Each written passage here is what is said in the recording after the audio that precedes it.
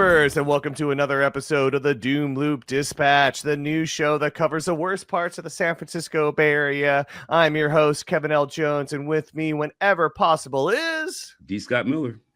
And today we have a guest that I've been dying to speak to. I am so excited to have Natalie Gee on our episode today. She is running for D4 Supervisor. Today she was literally running around getting signatures so she can get on the ballot. That's how dedicated she is, trying to make time between her class or teaching Pilates and other jobs.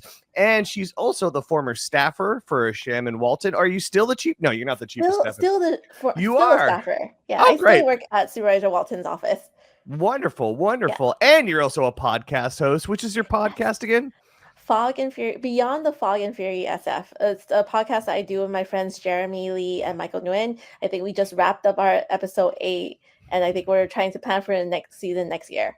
Love it. And honestly, truly a wonderful podcast to check out too, because I know I've tapped into it, because especially one thing we've been dying for on this podcast, at least me personally, is Asian voices, especially about San Francisco. Yes. We've been needing that input. I am so excited to talk to you. But first off, we got to talk about the news that just broke literally probably hours ago.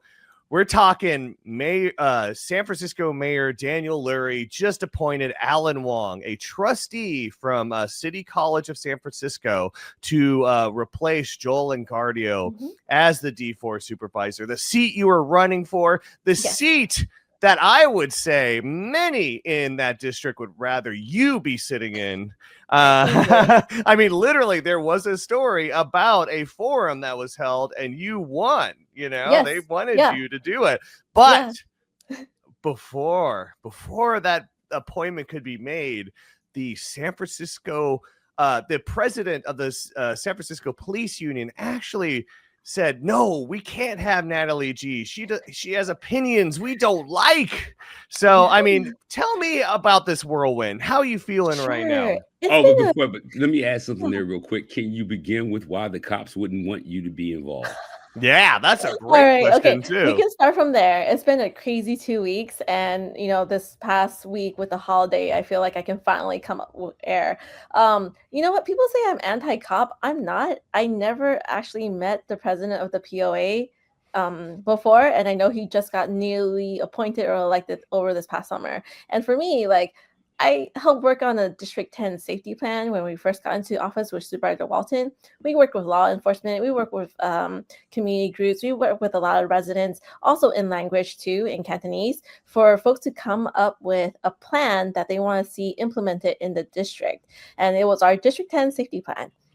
And so I worked closely with law enforcement. We brought back bilingual cops on Leland Avenue so that people can feel comfortable reporting in their own language. It was office hours twice a week at one of the community centers. And so for him to say that I'm anti-cop, it's very untrue. And honestly, I feel like they couldn't find anything else to hit me on, so they're gonna slap me on this. When it comes to, I want to say they're like, oh, you supported Chesa Bodine and you support this and that. I've been living in the city my entire life. I'm 40 this year. When I see something new to address public safety, I'm going to try it, which is why I supported Chesa initially, right? Let's try it out. We've been doing the same thing over and over again, and nothing has improved. So when someone comes up with an innovative idea, let's try it for a little bit, right? My stances on recalls was a no for the governor's race, for BOE, for DA, and that was because it was a waste of money. Yes, and the right decision, I want to say. Yeah, but absolutely correct. I have to say, absolutely correct. With the Engardio recall, I did vote yes on it because the irony was not lost on me. Engardio was someone who was behind the previous recalls for BOE and DA. So the irony was not lost on me, and I did vote yes on that. I think, for my District 4 plans, what I want to do, I want to replicate the process to make a safety plan for the district. District 10 is still the only district that has a safety plan, and every year we meet with all the partners, just to check and review, where are we at here? What are the stats on public safety? Have we improved? Has homicides gone down? So we do check back every single year for our office and with our collaborative partners from the Sheriff's Office, SFPD, our CBOs, our different city departments. We check every year so that we could see a progress update. And that was a plan that that was an idea that I wanted to bring to District 4. If elected, I will still bring it. It's working with a lot of community groups, working with our residents, working with our city departments, working with our law enforcement officers to come up with a specific District 4 safety plan, right? It can also look into public safety in terms of like traffic, right? Because we know there's more traffic coming into District 4 now, especially since tomorrow's December 1st, 19th Avenue is closing to get repaved. I think that answers your public safety question, I think. Yeah, totally. But I mean, also too, I mean, the thing about Chesa and the debate that wasn't brought up, especially from that the president of the police association's comments, was the fact that, I mean, Chesa was not like, hey, criminals could do whatever they want, you know, they just go crazy. Yeah. No, what he wanted was to hold police accountable, and I don't see why that's an issue. You know, when you have cops making bad mistakes and people getting killed, I don't see anything wrong with that. Yeah. Well, yeah, And the same thing's happening with Pamela Price in Oakland, though. Yeah. The interesting thing is that I think POA actually donated $50K to the No on Engardio recall. Yeah, interesting. That's a lot. Yeah. That's interesting. Yeah, well, it's clear there's people that they want to have, you know, in there. So how do you feeling about Alan winning? You know, I've worked with him, but honestly, I'm just grateful to have had the opportunity to participate in this whole process. When I initially posted my Instagram message, I think it was like the day after Bea resigns. So technically, Alan is replacing Bea, the 7-day supervisor. And I posted something, and I said I would welcome the opportunity to begin serving the District 4 residents now because I know how to do the job. I'm ready for it. And so I am grateful for the mayor and his team for giving me an opportunity to highlight my skills, highlight my qualifications, and highlight my experience, both professionally and culturally, on what I bring to the district. So I think for that, I am still just grateful to have that opportunity. Did you have any conversations with Lurie about possibly being appointed? I did. The whole process I went through, so it started with the questionnaire, and then I had 3 interviews total. So the first interview was with 3 of the mayor staff. The second interview was with 2 mayor staff and the mayor himself. Okay. And then the third interview was up to about 8 mayoral staff. Oh, wow. That's a grilling. That's a heavy grill right there. Yeah. Wow. But I walked in there knowing that I was the most qualified and the one who is ready to do the job since yesterday. Right. But welcome to politics, though, right? Politics. Well, actually, let's get into it though, because you've had a long. Not only are you I want to quote unquote native of San Francisco, but you've been in politics for a long time. Why don't you tell a little about yourself? Yeah, so born and raised in the city. I grew up in the Portola. I am bilingual. I can speak, I guess trilingual actually. I can speak fluent Cantonese. I can also speak a little bit of Mandarin. But as a kid, I had a monolingual Chinese mom, and she did not allow me to speak English at home. So I had to speak to her in Cantonese. She also forced me to go to Chinese school every Saturday in Chinatown for 14 years. And so I can also read and write in Chinese. But at a really young age, I think this was like maybe 5th grade or 4th grade, she really wanted to get involved with what was happening in the neighborhood. But because of that language barrier, if she goes to the meeting, she wouldn't understand what was happening. So she dragged me along. And at a really young age, I learned to translate just at the best of my abilities at the time, from English to Chinese, to tell her what was happening in the neighborhood. And so that was how she got very much involved in the neighborhood and started organizing other Chinese people as well. And I think from that it inspired me to get into community work as well. So high school, I was also very involved with my neighborhood association. In college, my cousin actually gave me a flyer, and she was like, "Hey, there's this program called Common Roots. I think you would like it." And it was a joint program between Chinese Progressive Association and Poder in the Mission, bringing Chinese youth and Latino youth together for a summer program. I Nice. applied for it. I got in. Did great in it, met a lot of people, built a lot of connections throughout the city. We worked on mainly environmental justice issues on the southeast part of San Francisco. And I stayed on to the youth program during the school year. And this is at the time I was going to SF State. And so eventually I got hired on as part-time to run the youth programs at Chinese Progressive Association, but it was like very limited youth programs. And I wanted to expand our youth opportunities. So I helped along with a few other young people, we co-founded the Youth Mojo program. And that program has grown to a year-long program. I think 40 to 50 young people go through the program every year. In the summer, there's more young people because there's more time. And so I did that for several years before I felt really burnt out from the work, because nonprofit, it doesn't pay that much. Nope. No. Unless you're an administrator at a rich one, Right? Unless you are an administrator at a rich one, but most nonprofit that does community work, they don't pay that much. And so I was going to quit, and I was going to leave like community and politics and try to look for something else. But through my work at Chinese Progressive Association, we worked on workers' rights as well. I met someone named Lurie Ronan, and she was going to run for District 9 Supervisor in 2016. And so she's looking for a Chinese organizer who can work with the community. And she reached out to me. She's like, "Hey, do you want to work on my campaign?" And I was like, sure, because it was an area that I grew up in, an area that I was very familiar with. I worked on her campaign. We ended up winning. I think it was a very bittersweet win because it was 2016. So as we were finishing our last half hour of like phone calls to get people to get out the vote, we saw on TV that Trump was announced as president.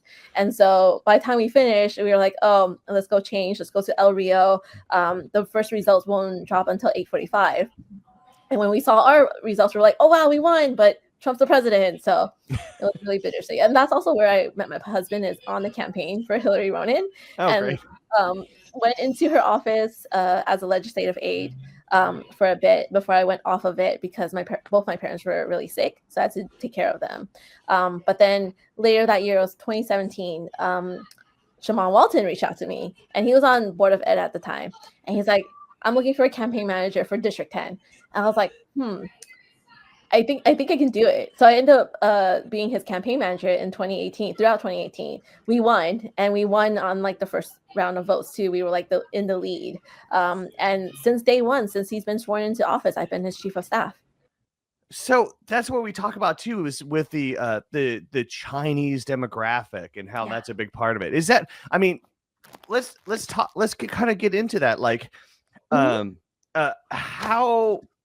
I don't want to say powerful, but do you see a lot of manipulation of that demographic? Like, do you see, or not, I wouldn't say manipulation, I'm sorry, that's the wrong word, but maybe like catering to it. Like, is that, if you're in San Francisco politics, is that something you really have to think about? I think Chinese folks make up like almost a third of the city, or Asian folks, right? Certain districts are heavily populated with Chinese folks, but it always goes back down to just Chinatown is like the center.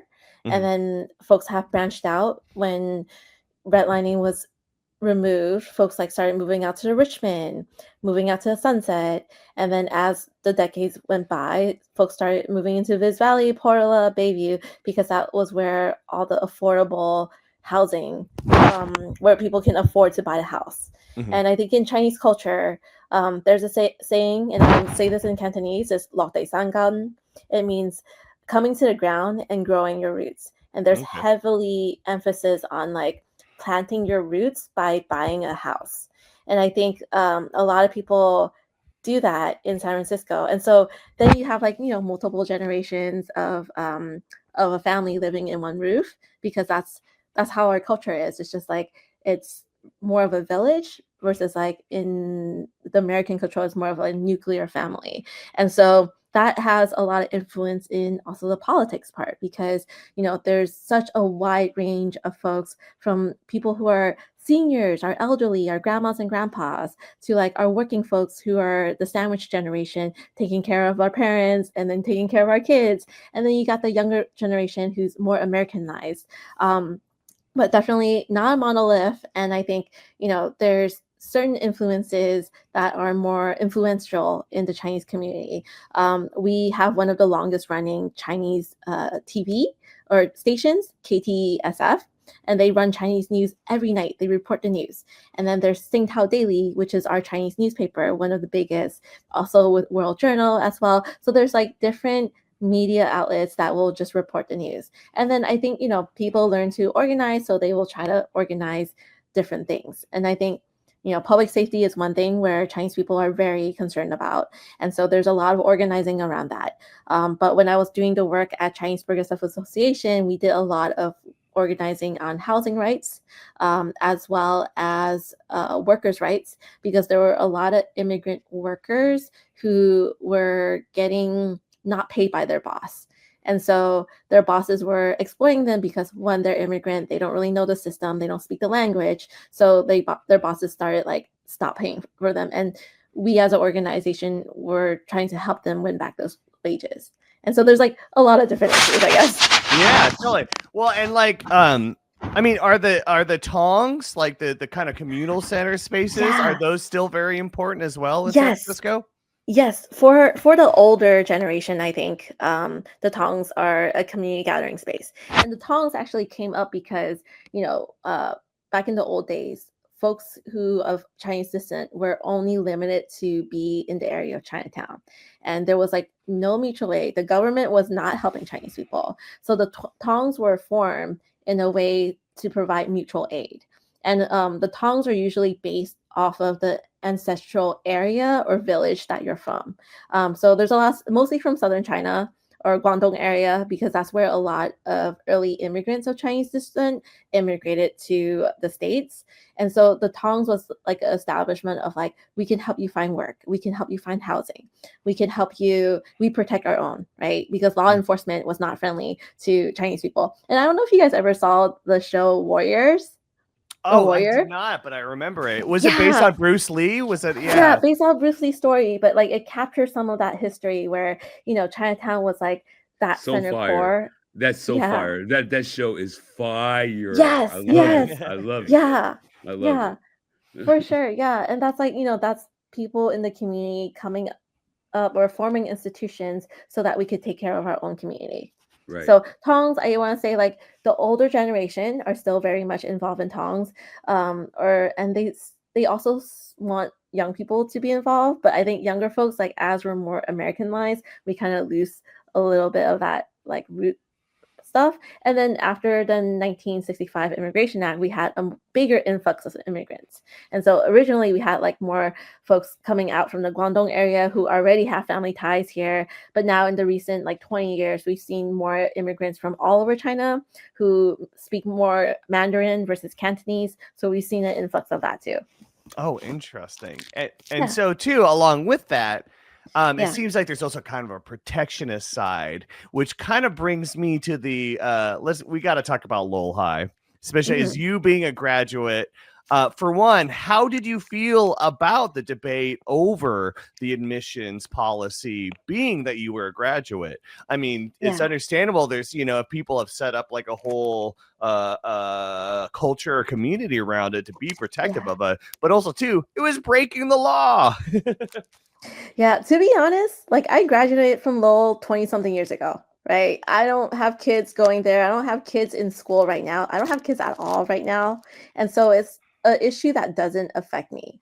And I think that it should be the young people who are either going there already or in middle school and plan to go there, and their parents should be concerned about it. Like me, as someone who graduated at least 2 decades ago, it doesn't concern me. Okay, well, good to know. But then how did you feel about people like Diane Yap, who are like, yeah, thank you. I Just made the a right face. face. But like, I made seriously, a like face. so outwardly racist in this debate, being chosen to represent Lowell High as well as a particular a demographic. I mean, yeah. I I, mean, oh, go on. it was like an echo chamber, right? You start off with something negative and then you just keep echoing it. But honestly, like again, it's just like a lot of the folks who are very vocal, they graduated many, many years ago. So But unless they had kids going there, or unless they have kids who will go there, honestly, I just feel like, there's well, more things to care about in the world. not to be ironic, but you simply don't have skin in the game. You have no skin in Exactly. the game. Yeah. Yeah, Yeah. that happens a lot. Like like Yeah. but as journalists, what we do is like it's kind of our job to put ourselves in everybody else's shoes. Yeah. It's kind of like our job to put our skin in everybody's game. You know Mm-hmm. what I mean? Yeah. So like I do not blame you for not wanting to put your foot in that clusterfuck over Yeah. there. I don't blame you for that. I don't blame you. Yeah, totally.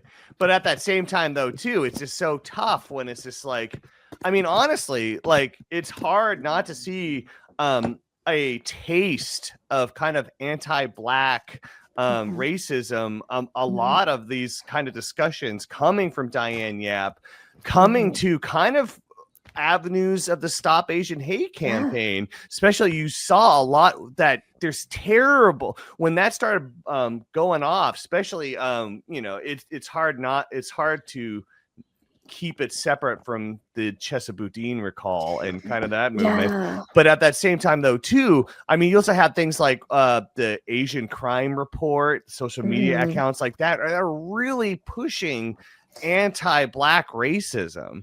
Well, okay, let me just, I got to say something about this. Okay, Mhm. great. All right, real quick. I mean, like, having grown up essentially in San Francisco, Mhm. primarily Western Addition, Fillmore, Japantown, and then working primarily in North Beach, Chinatown, right? Like the things that I see on social media don't seem to reflect the neighborhoods that I grew up in. Mhm. Like that is the weirdest part of this whole dynamic, right? Yeah. Like the thing is, I don't really know any racist Asian people. I just don't, and so Mhm. I have a tendency of thinking that that's not real because I grew up in Chinatown. I was in Yeah. China. I Mhm. was in Chinatown for 15 years. I used to hang out in North Beach and Chinatown. That was the whole thing.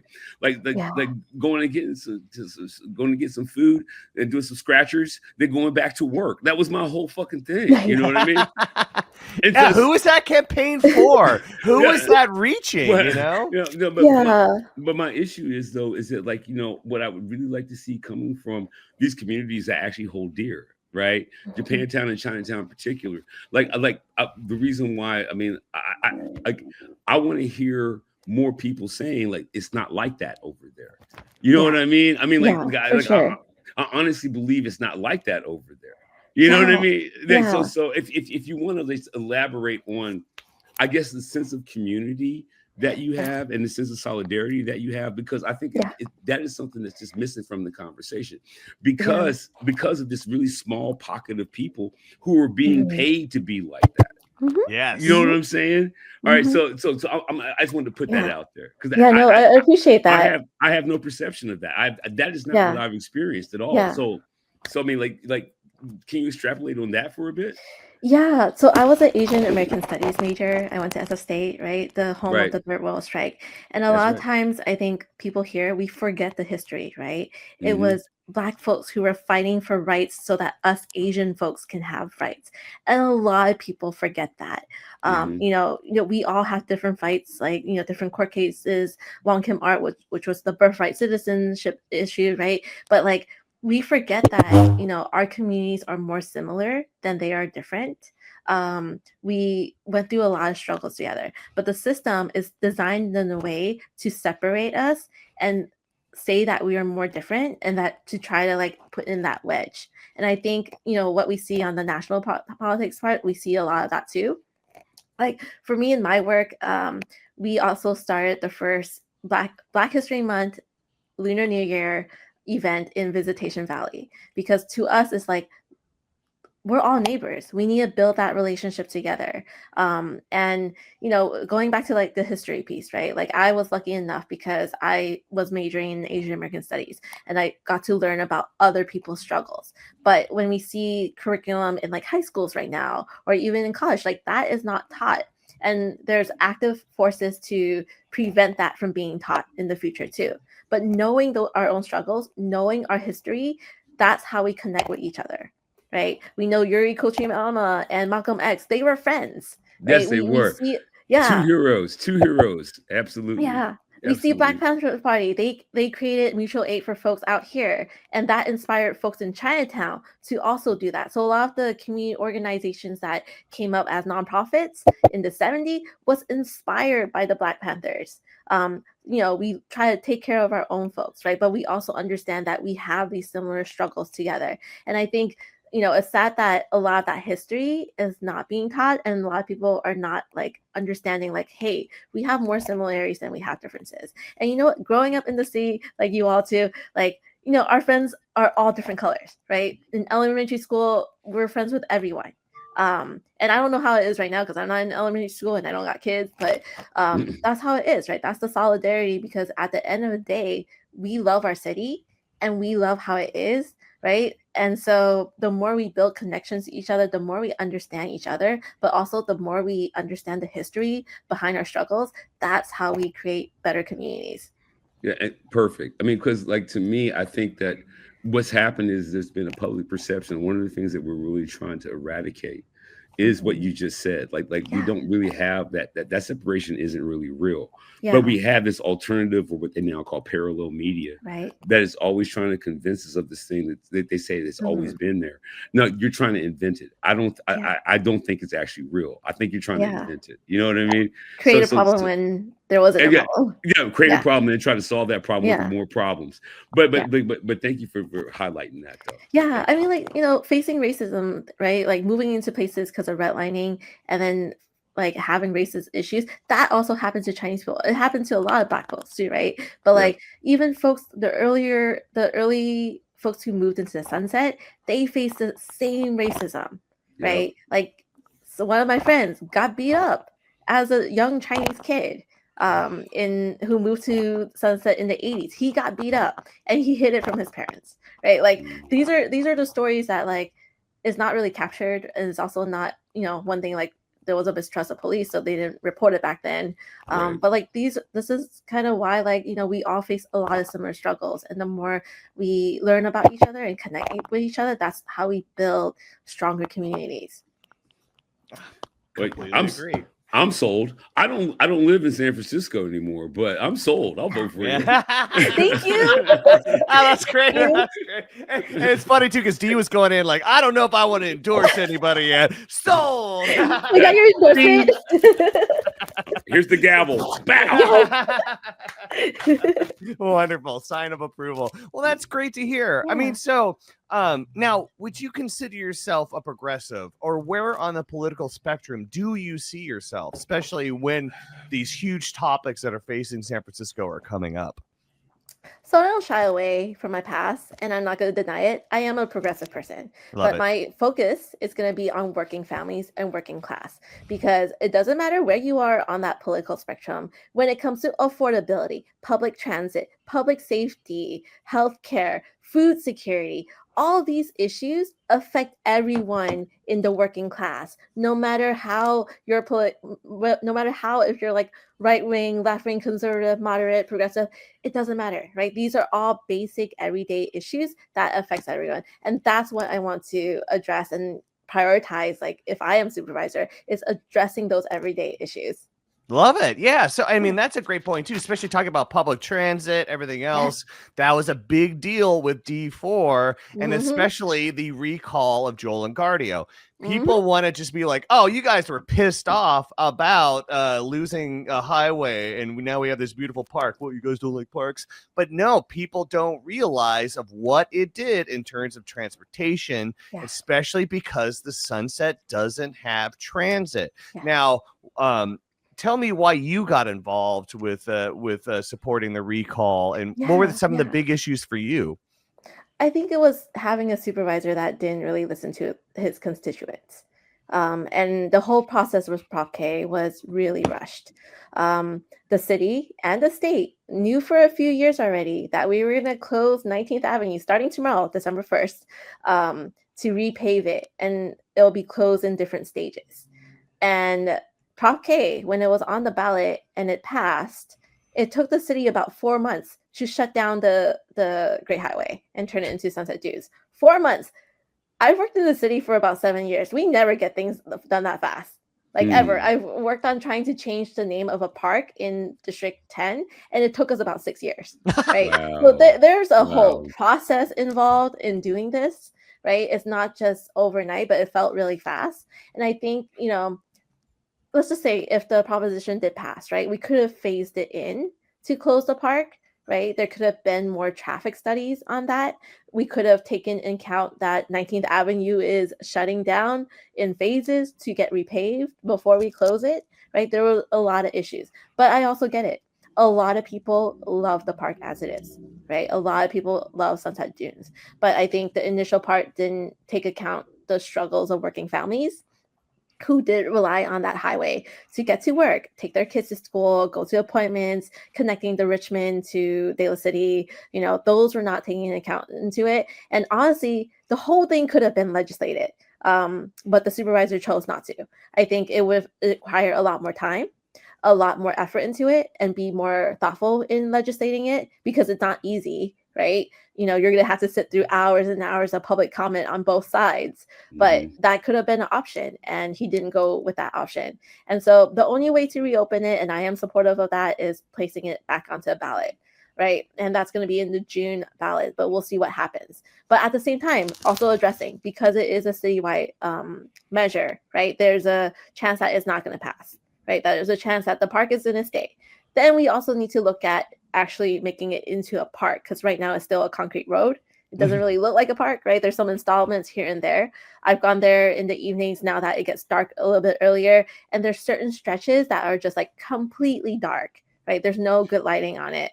For folks, and the sand issues, right? And the sand issue, right? Yeah. So like there's still issues on there, right? So on one hand, it's just we do have to address that traffic's going to suck for the next year with the 19th Avenue closure and the closure of the Great Highway. But also in the long term, if this doesn't pass to reopen it, then like how do we actually make it into a park?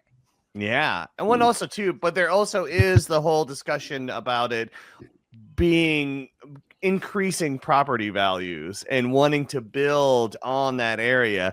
How are you feeling about, the actions of Senator Scott Wiener to force more building, and the YIMBY movement, the abundance movement? I mean, that's the big discussion, the family zoning plan. I mean, it's all about real estate and zoning. And I mean, honestly, on the face of it, it can be really boring. But in other ways, there's like a lot of things that people don't realize of how it affects family life. I think yes, San Francisco needs more housing, but what type of housing, right? Yep.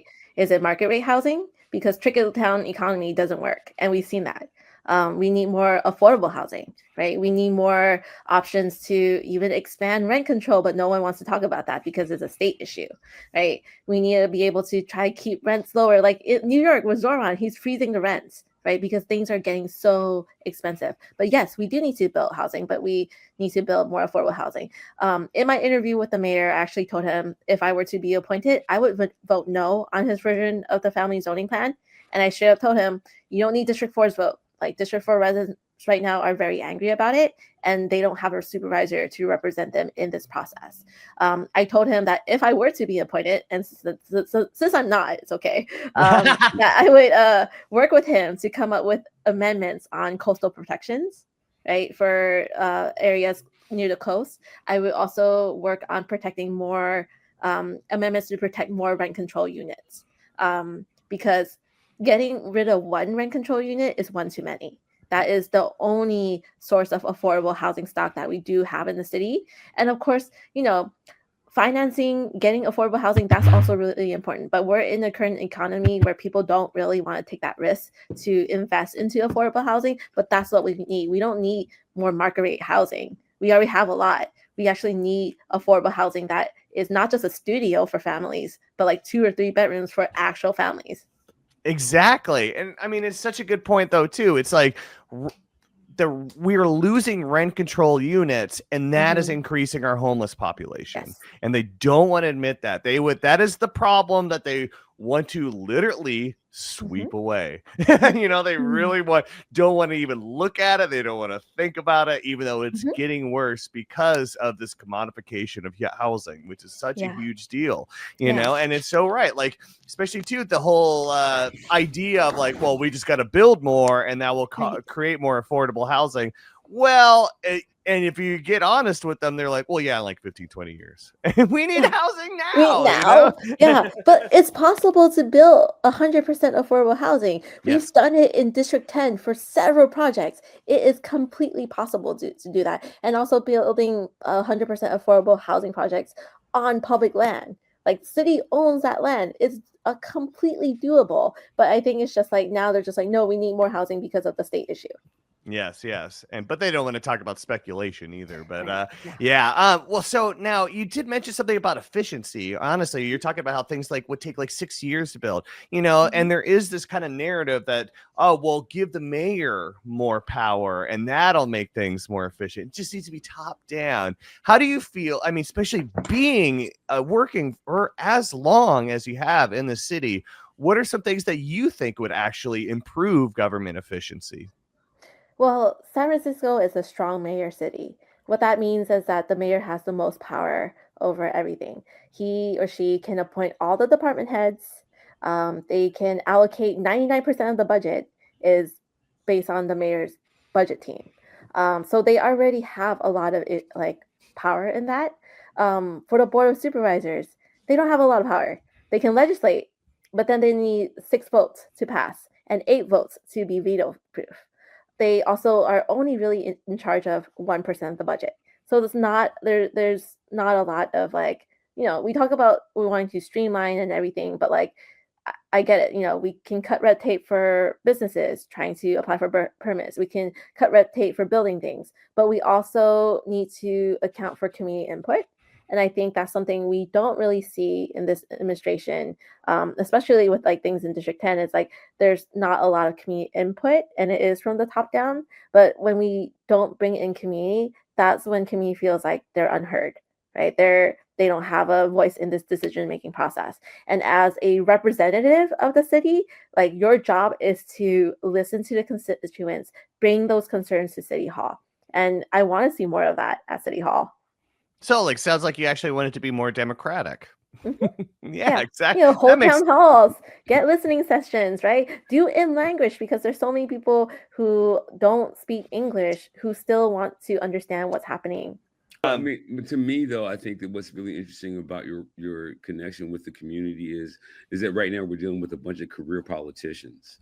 I think Wiener is one of those kind of people. I also think that London Breed was one of those kind of people. Not to say that they're not like trying to achieve something, but for the most part, like it seems that there'll be a politician, whether they're a politician for the city or a politician for a corporation. They're always going to be out there politicking.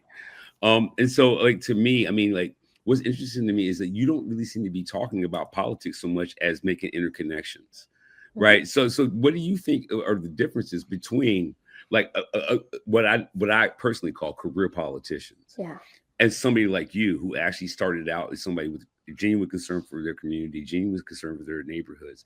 Like, what do you think distinguishes you from those kind of people? I see the distinction, right? And I know that you feel the distinction, but what do you think that distinction is? I think, at the core of my work is always coming back to community. It's making sure community is in this process. It's bringing community along. It's not trying to run for a higher office. Like to be honest, I wasn't thinking about running at the beginning of this year. And I think seeing what's happening in District 4 and seeing just how like community was not bought in together to uplift that changed me and made me think like, oh, maybe I should run because there's a recall happening. I don't see other people trying to step up. Like, I've also done a lot of labor organizing too. I'm an active union member. So it's just bringing a lot of those working class voices back to City Hall, because right now a lot of those working class voices are not being heard. Right. Well, one more question for you connected to that one. What are the qualifications you think that somebody, a regular citizens, what are the qualifications you think they should have before running for office anywhere? Because like you're doing that yourself right now. What do you think? What do you think the person? What tools does that person need to do what you're doing? For sure. I think, having love for the city, right? I'm doing this because I love San Francisco. I love my neighborhood. I think love is the base of all we have. And then also understanding the community, coming from community. Like, you're not just someone who just moved into an area just to run. And we have that in District 4, right? Even our current appointee, even though he says that he grew up in San Francisco, he registered to vote in D4 in October. So he just moved back.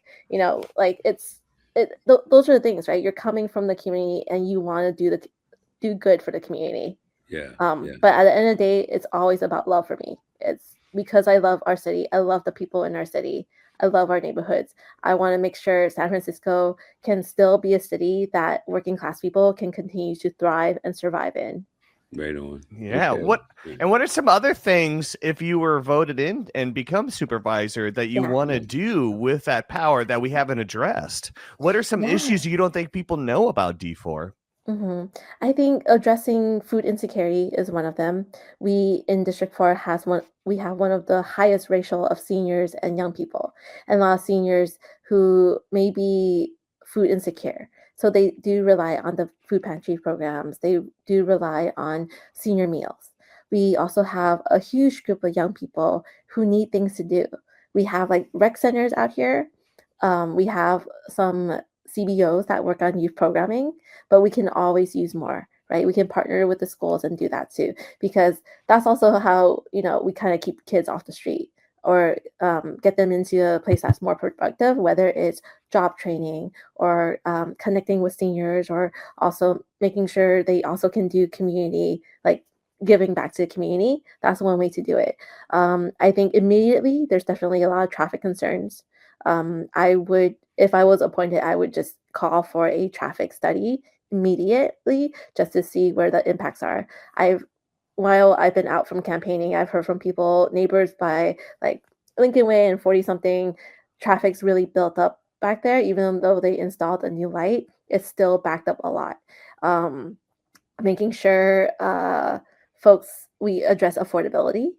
Things are getting really expensive. It's not just rent that's getting expensive, but we know groceries are getting expensive. I went to Costco the other day and I couldn't believe how much I spent on groceries. Even though like Costco, I usually buy in bulk, so I'm already in the hundreds, but it was like 200 something. And I'm like, whoa, this is a lot. We see prices are being raised. Want to make sure we expand language access. I did a lot of work in Supervisor Walton's office to improve our language access laws for the city. And I would love to see companies who have immigrants as their consumers also expand their language access options out here. I know for the city we can legislate that, but for private companies we can't. I think at the end of the day, it's just I want to do good for the community. Oh, okay, great. That all sounds great, but also too, with these kind of politics, you're worried if you do win about recall? I think for me, it's just I'm always going to listen to community. I'm always going to be in community. I'm not going to do something against community, especially when there's a lot of people against something, right? And I think maybe the previous supervisor might have miscalculated, thinking that if we put this ballot on to close the park, I'm going to get reelected. And clearly that didn't work. And I think the irony is that he was the one who also engaged in the recall process to recall other people. Yeah. And so that same system was used against him. And even back then, like I always say, like, recalls are a waste of money. But when it came to him, he started being the one saying recalls are a waste of money. And we're like, yeah, we've been telling you that. So ironic. Gotta love it. San Francisco politics. Totally. Welcome to STEP. Oh, this is great. Honestly, I think this would be a good place to wrap up. I hope you don't mind that. But this was wonderful. I hope you can come on again. I hope the other hosts of your podcast will come on too. Yeah, let's have a talk. Yeah, For this was a sure. great conversation. I learned so much. I really appreciate it. And honestly, if people are interested in campaign to hear your thoughts on stuff, throw it down. Where can they check you out? So follow me on my Instagram is at nataliegee.sf, NATALIEGEE.SF. My website is votenataliegee.com. You can donate there. You can sign up to volunteer. You can follow my updates on that too. We are going to ramp up our field process after the new year. We'll start door knocking, start being out in the streets, start doing phone calls, try to get people to learn who I am so that they can vote for me in June.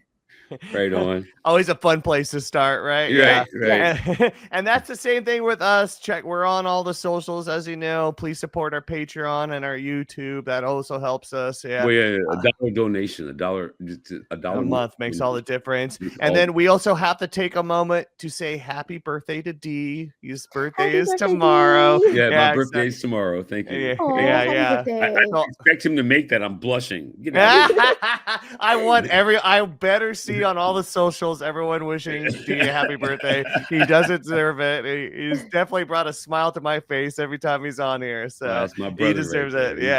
He's all right. But thank you so much for taking the time with us. And also speaking the voice of the people, because that's what we're here to do. We're here to connect community. And so thank you for allowing us to make you a part of our chain. That was awesome. Yes. Thank you. Seriously. Honestly, we know your community isn't a monolith, but just somebody to give us some kind of insight into it really helps us out. Well, but the thing is what I love about what she said is that the community is still connected. Like people are saying that we're not, but we absolutely are. Nothing has changed except their narrative, not ours. Mm-hmm. We're still telling the same story.